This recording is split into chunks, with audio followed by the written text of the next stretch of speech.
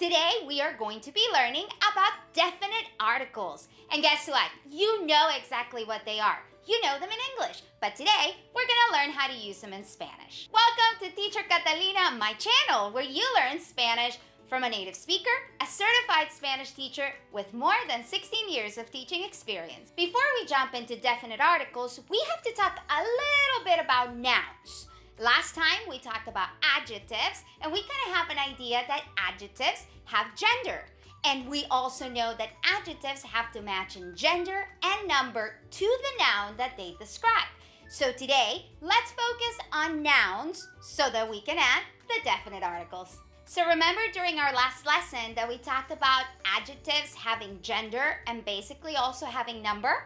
We said that most adjectives that end in O are masculine and most adjectives that end in A are feminine.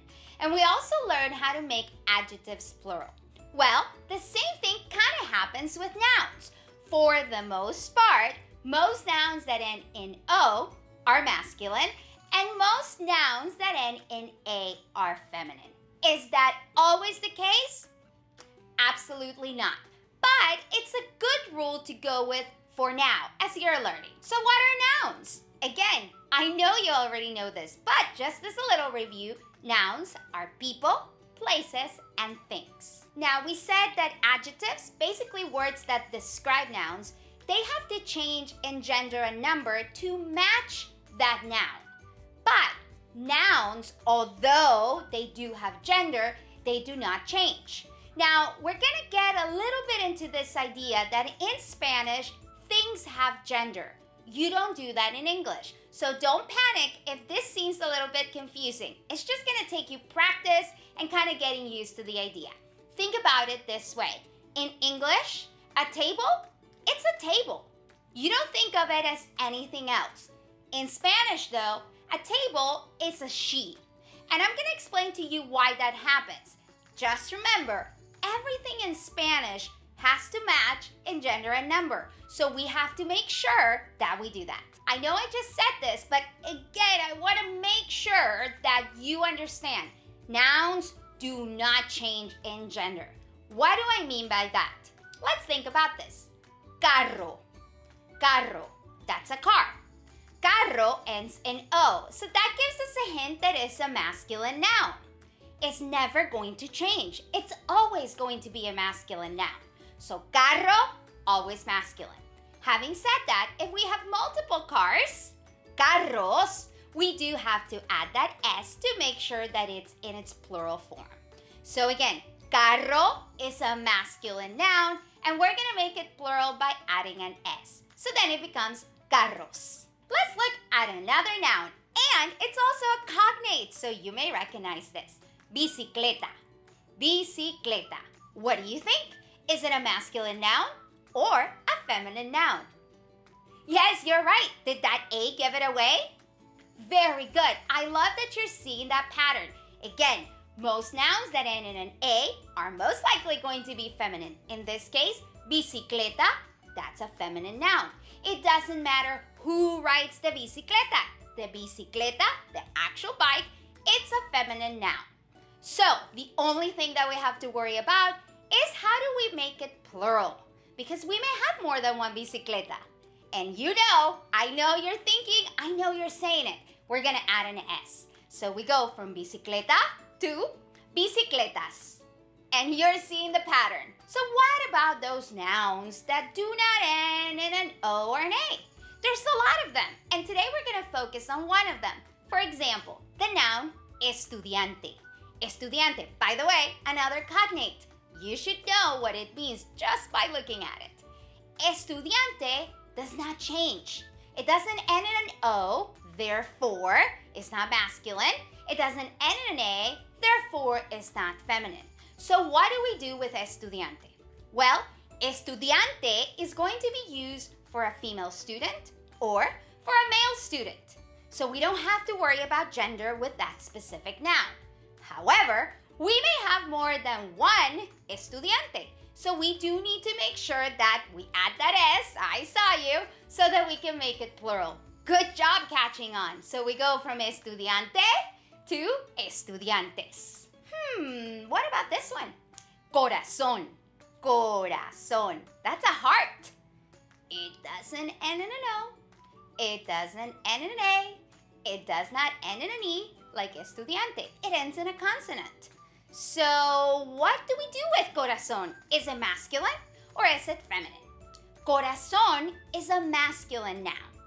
Corazón is a masculine noun. You are going to kind of have to memorize that, and there's going to be some of those nouns that you're just going to have to memorize. The main thing that I want to remind you about corazón is how do we make it plural? What do we do? And you probably remember from our adjectives lesson that in order to make a word that ends in a consonant plural, what do? We can't add an S. We add, yes, you're right. We add an ES. So we go from corazón to corazones. Corazones. And again, corazón is masculine. That's just memorization. However, we do think that when we want to talk about more than one corazón, multiple corazones, we add that ES. Woo! That's it for nouns. You should be pretty comfortable with nouns. Remember, we have to look at whether they're masculine, feminine, or if they don't have gender in specific cases like estudiante, which we can use for masculine or feminine, and you have to remember how to make them plural. If it ends in a vowel, you simply add an S. If it ends in a consonant, you add ES. So with that out of the way, we can talk about definite articles, which is why you're here today, to learn about definite articles. I told you early on that you know the definite articles, and I haven't lied to you. You know how to use them in English. Do you know how to say the car? Do you know what the means? That's a definite article. See, I knew you would know them. So that's basically what we're going to learn how to say today. You already know how to say car, remember? Carro, perfect. So now you will learn how to say the car, or maybe the cars. Basically, we are working on putting things together so that you can continue forming big sentences. So in English, you only have one definite article, and that is the word the. The. Now, that's not the case in Spanish. We have more than one the. Why? Because we have to worry about gender, and we also have to worry about number. But that's basically what we're going to learn. We are going to learn how to say the, feminine, singular, the, feminine, plural, the, masculine, singular, and the, masculine, plural. Let's look at a very quick example. Check this sentence out. Me gusta el carro rojo. Me gusta el carro rojo. Lots of R's in there, by the way. Good try. So, me gusta el carro rojo. Do you see that el? That's the definite article that we are going to be focusing on. Oh my gosh, you keep telling me there's all sorts of definite articles, masculine, feminine, singular, plural. How do you know, how do I know, which one to use? That's a very good and very valid question. Basically, you're going to look at the noun and you're going to think, is it masculine? Good. Is it more than one? Good. That's basically what you're looking at, kind of like what you did with adjectives. You are going to match it in gender and you're going to match it in number. That's it. Everything in Spanish has to match. And we're going to make sure that everything is in masculine singular form or masculine plural form. And the same thing goes for the feminine forms. So since we already talked about carros, let's use that word to learn our definite articles. Here's our chart. So we know that carro is masculine and singular. So the correct definite article would be el carro. El carro. Now, please, please, please pay attention. Do you know that el with an accent means he? If you don't, go ahead and check out that subject pronoun video. But that's why accents are important. El with an accent is he. El without an accent means the. So masculine singular definite article is el. El carro in this case. Now, carro is not going to be changing gender, so let's get that out of the way. But maybe we may be talking about more than one car. The cars. So in that case, we are going to look at the masculine plural form. So that is going to be carros. Carros. That's the plural form of the noun.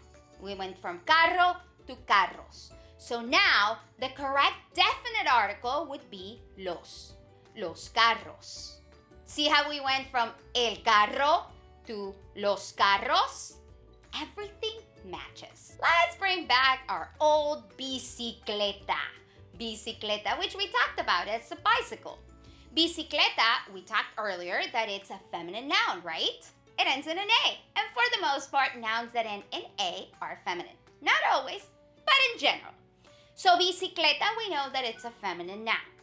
So how do we say the bike? Well, we're going to use the definite article that is feminine and singular. So that's going to be la bicicleta. La bicicleta. Now, again, we may be talking about multiple bikes. Bikes is still going to stay feminine because it is a feminine noun. There's nothing we can do about that. But we can change it to a plural form. So instead of la bicicleta, we're going to make it into las bicicletas.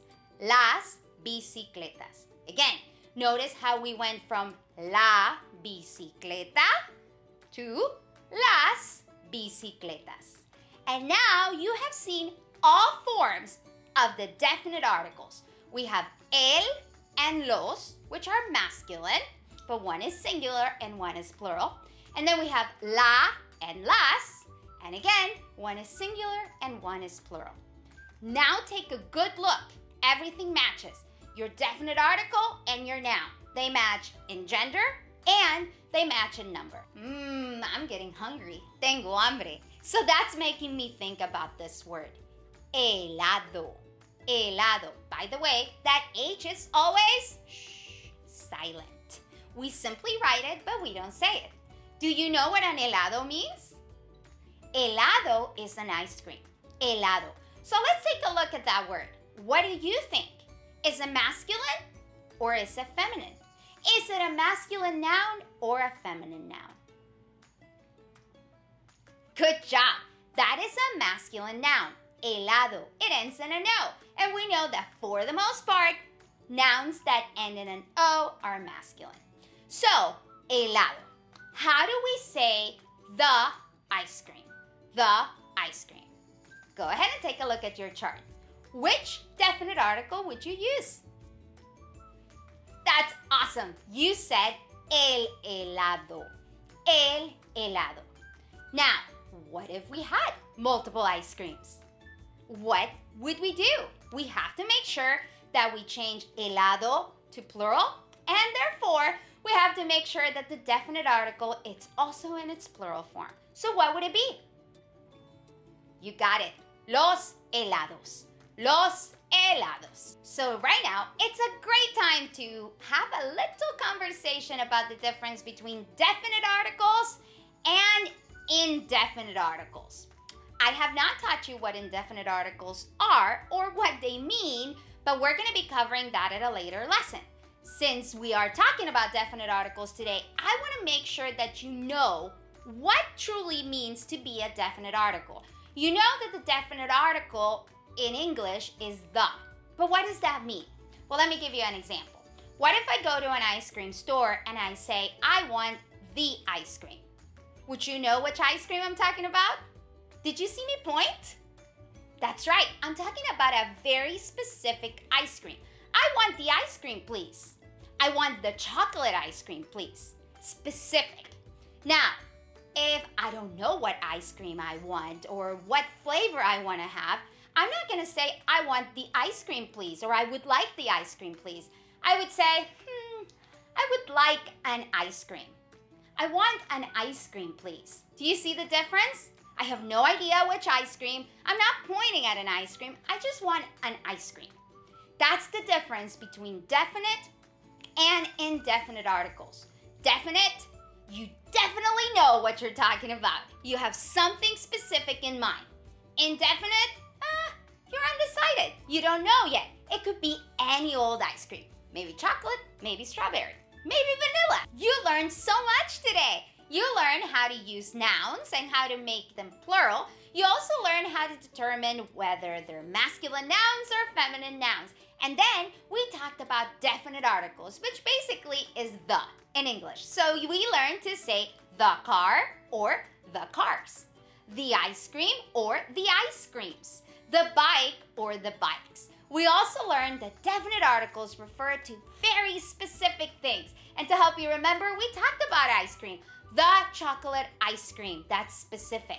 That's a definite article. So now you should be able to talk using definite articles when you're talking about very specific things. So let's make sure we look at those definite articles one more time together. We have them all separate and categorized depending on the number and the gender of the noun. So el, la, los, and las. Those are your definite articles. El, la, los, and las. El and la are singular, masculine and feminine. Los and las are plural, masculine and feminine. Thank you so much for joining me today. I really appreciate you taking the time to learn and improve your Spanish. I'm super excited to be working with you. If you have not yet subscribed to my channel, I would like to invite you to do that right now. I have tons of videos that you can watch, and you can continue learning Spanish or improving that wonderful Spanish that you already have. If you like this video, smash that like button. And don't forget to hit that notification bell so that you know when we have new videos. If you want to access my library of resources, which by the way, I have tons of free handouts for you to use, you can go to www.teachercatalina.com. One more time, that's www.teachercatalina.com. And make sure you click on my library of resources. Muchísimas gracias. Adiós.